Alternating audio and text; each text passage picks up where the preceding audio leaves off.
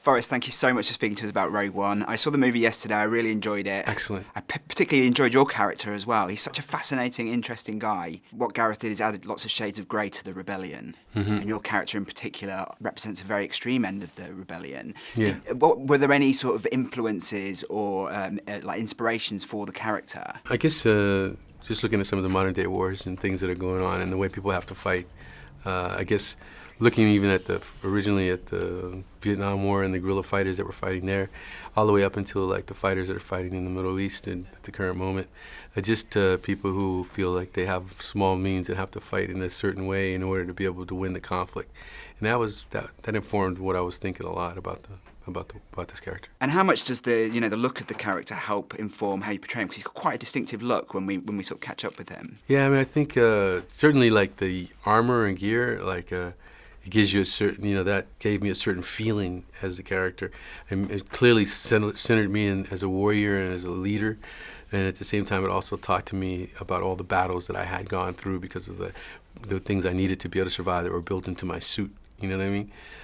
The other is just the weatheredness of it all, like the scars that you see, scars that are happening, all of that stuff that was put into the building of the character, I think really project the history of Saw Gerrera. There was almost sort of a Blue Velvet sort of aspect to him. Was that deliberate? I think it was more like a Darth Vader aspect, and it wasn't.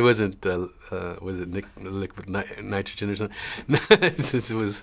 He was breathing out of this thing, and that was it. You give us a great speech in one of the early trailers, but I don't think it makes it into the final film. Is that just something that you shot that didn't make it through? There'd been, different as they worked and refined the film. They shot different scenes and new things.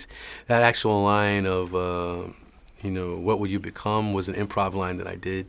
They used it in the trailer, but it didn't make it into the film. Well, I hope we see it in a deleted scene at some point. To me, watching the film as a Star Wars fan, it felt very much like a fan movie. The fan movie I always wanted to see. Oh, Did it cool. feel like that making it?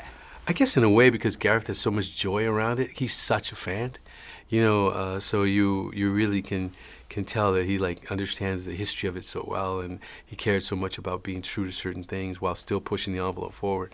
And so you felt like you were a part of that. And the movie has an amazing cast, obviously yourself included, and it's very diverse as well, which feels like a Star Wars movie I've never seen before. Is it sort of a turning point for movies like this, do you think? I hope so. I mean, I hope that the inclusion of everybody who makes up our society is going to be a part of these universes from now on.